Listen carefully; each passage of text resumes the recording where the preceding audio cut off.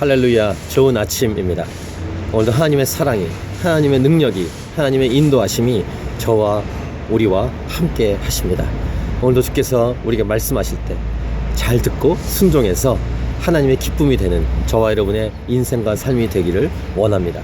오늘은 2015년 7월의 마지막 날입니다. 7월 31일 금요일. 우리에게 주시는 말씀은 열왕기하 25장 18절부터 30절, 죄인의 소망은 신실하신 하나님입니다. 이제 열왕기하의 마지막까지 왔습니다.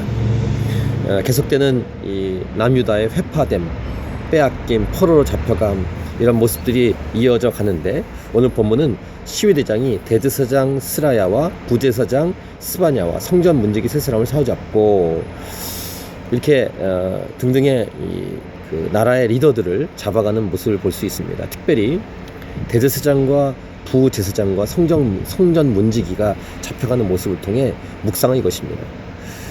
예배 기구들도 다 헐고 가져갔지만 특별히 예배를 섬기는 사람들을 다 잡아갔다는 것은 무엇입니까? 예배 불능, 예배할 수 없다는 것이죠. 사실 예배는 관계입니다. 하나님과 우리와의 관계죠. 하나님만 계시고 사람들이 아무도 없다면, 특별히 예배를 인도하거나 예배를 섬길 사람이 없다고 생각해 보십시오. 그 예배는 불능입니다. 홀로 예배하는 것이 아닙니다. 관계입니다. 하나님 홀로 계실 수 있지만 하나님을 예배할 사람들이 필요한 것인데, 하나님을 예배할 사람도 없고 하나님을 예배할 때 필요한 섬기는 사람들도 없는 그런 예배의 불능.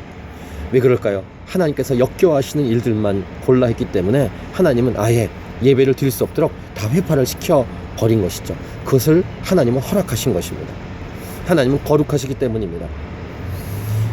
특별히 그 후반부 보면은 이 중반 보면 이 바벨론 왕이 그달리아라는 사람을 세워서 이 남유다 지역을 관리하게 합니다.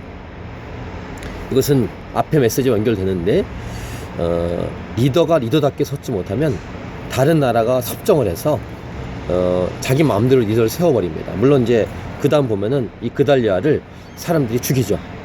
근데 어쨌든 리더가 리더답게 섰지 못할 때 그 리더가 사라지고 다른 나라가 와서 리더를 마음대로 세우는 모습과 함께 예배가 역겨우셨어. 이 악을 행하는 사람들이 역겨우셔서 예배를 못하도록 예배 기구와 예배 도구와 그 다음 예배를 집례한 사람을 잡아가고 사로잡아가 없게 하는 그런 모습들을 보면서 하나님 앞에서 우리가 어떤 태도와 어떤 마음 중심으로 살아가야 될지를 우리는 생각해 봐야 하고, 당연하죠.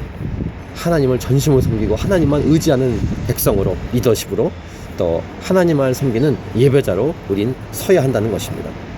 이렇게 안타까운 모습이 진행되다가 열왕기하 25장의 마지막 부분은 조그마한 소망을 우리에게 알려주는 메시지를 줍니다. 그것은 시드기 앞에 있었던 여호야긴이라는 왕을 옥에서 내놓고, 그 다음 보시면 모든 왕의 지위보다 높이고, 그 다음에 그 죄수의 의복을 벗게 하고, 그 일평생 항상 왕의 앞에서 양식을 먹게 하고, 그가 쓸 것은 날마다 왕에게서 받는 양이 있어서 종신토록 끊이지 않는 이런 모습을 기록하면서 회복시키실 하나님의 은혜의 그 작은 구름을 보게 하신다는 것입니다. 이것이 하나님의 사랑입니다.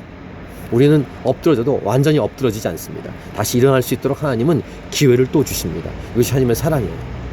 언제까지요? 주님의 사랑은 오래 참는 사랑이십니다. 주님이 이제 다시 이 땅에 오실 때까지. 그 안에서는 하나님은 찬스, 기회를 주신다는 것입니다. 아직도 우리는 은혜 받을 만한 때, 하나님의 용서를 받을 기회가 있는 때입니다. 이때 하나님 앞에 아름답게 살고 우리가 힘을 다해 복음을 증거해서 아직 구원받을 수 있는 이때 구원받을 수 있는 백성들이 많을 수 있도록 우리는 섬기는 통로, 복음의 통로로 쓰임 받아야 할 것입니다. 오늘 이 하루도 하나님과 동행하면서 하나님 기쁨이 되며 거룩하신 하나님을 영광스럽게 섬기는 예배자로, 그리고 복음을 증거하는 은혜의 통로로 살아가십시다. 할렐루야. 오늘도 저와 여러분의 승리의 날인 줄 믿습니다. 아멘. 파이팅.